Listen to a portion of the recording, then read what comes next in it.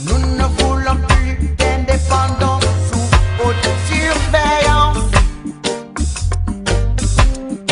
Nous sommes des États indépendants et souverains. Et votre présence militaire entame notre souveraineté, confisque notre intégrité, bafoue nos dignités. Et ça ne peut plus durer.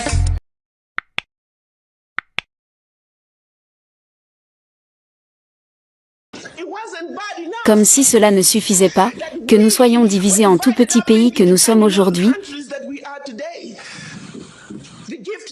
les cadeaux que la conférence de Berlin nous a donnés, une autre chose que la France a faite entre 1958 et 1961, sous le prétexte de nous donner notre indépendance en tant que pays africains, la France a forcé les francophones, et je déteste cette terminologie, il n'y a pas de francophones, d'anglophones, ils l'ont inventé, mais pour les besoins de la communication, je vais utiliser cela. La France a dit à 14 de ces pays, pour obtenir votre indépendance de nous, vous devez signer ce document. Vous pensiez qu'ils auraient pu trouver un meilleur nom pour le document s'appelait « Le pacte pour la continuation », je répète, le pacte pour la continuation de la colonisation. On parle ici de vous donner l'indépendance, mais on leur a dit de signer ce pacte pour la poursuite de la colonisation, sous un autre format.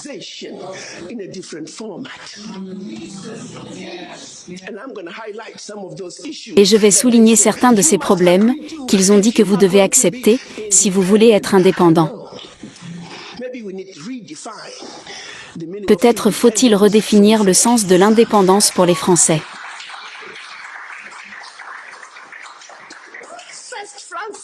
Premièrement, la France a dit, vous ne savez pas comment gérer votre argent.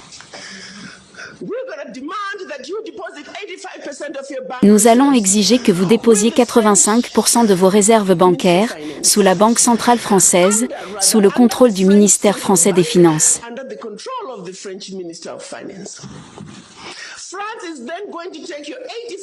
La France va alors prendre les 85% de dépôts bancaires, de chacun d'entre vous, déposer ces fonds sur le même marché boursier, sous le nom français, et vous pouvez ou non connaître les rendements.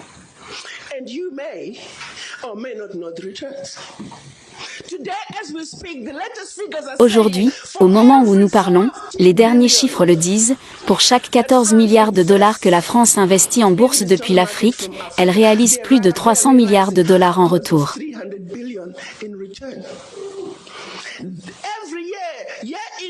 Chaque année, année après année, à cause de ces dépôts des pays africains, la France retire de l'Afrique plus de 500 milliards de dollars. Maintenant, essayez de comprendre cela.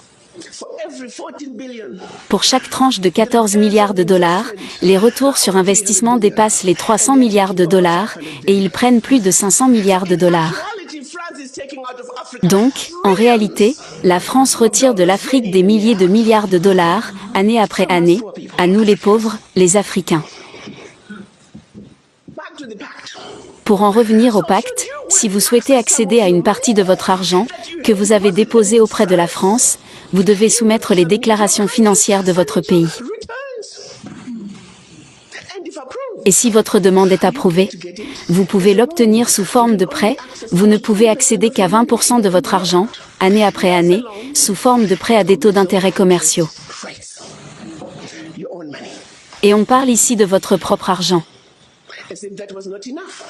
Comme si cela ne suffisait pas, ils ont dit, tous vos minerais découverts, encore à découvrir, tout votre pétrole découvert, encore à découvrir, la France et les entreprises françaises ont le premier droit de refus. S'il reste quelque chose dont les entreprises françaises ne veulent pas, vous pourriez l'avoir. Et cela persiste à ce jour. Ils ont dit, vous n'utiliserez que la monnaie que nous avons créée pour vous, parce que vous êtes des Africains spéciaux, nous l'appelons le franc CFA. Il y avait le franc CFA d'Afrique centrale, et le franc CFA d'Afrique de l'Ouest, mais c'est en effet le même animal. Et ils ont dit ensuite, La France est la seule à pouvoir vous l'imprimer, c'était en 1958. Avance rapide, ils l'impriment toujours pour nous. Et si vous commencez à vous conduire mal, ils arrêtent tout simplement d'imprimer votre argent et votre pays est en difficulté. Ils ont également dit, votre langue d'enseignement sera le français.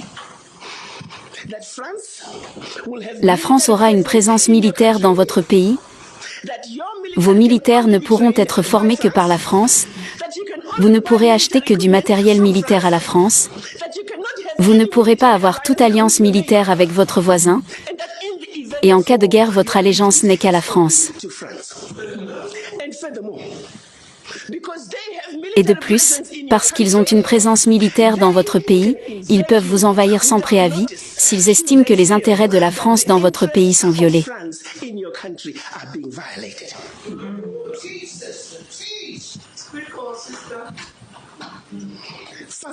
Avance rapide 2019, rien n'a changé.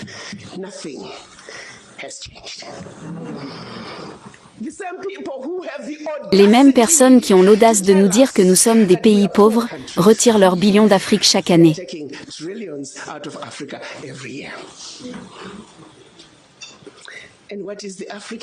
Et que fait l'Africain?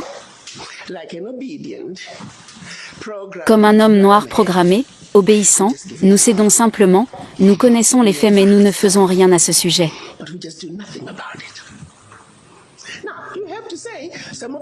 Maintenant, vous devez dire que certaines des craintes sont réelles, parce que si la France qui vous a vendu du matériel inférieur au leur, la France qui a formé les militaires pour qu'ils soient inférieurs à eux, ils sont maintenant dans votre pays, ils peuvent vous envahir, ils ont la permission de le faire. Ils peuvent vous déstabiliser.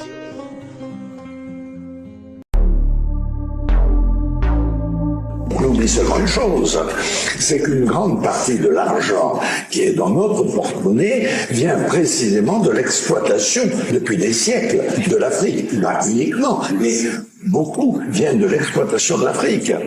Alors, il faut avoir un petit peu de bon sens, je ne dis pas de générosité, de bon sens, de justice, pour rendre aux Africains, je dirais, ce qu'on leur a pris, d'autant que c'est nécessaire si l'on veut éviter les pires convulsions ou difficultés avec les conséquences politiques que ça comporte dans le prochain avenir. Nous ne voulons plus de vous. Au Sénégal, nous ne voulons plus de vous. Au Gabon, nous ne voulons plus de vous. En Centrafrique, nous ne voulons plus de vous. À Djibouti, nous ne voulons plus de vous.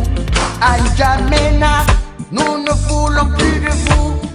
Nous n'en voulons plus, nous n'en voulons plus.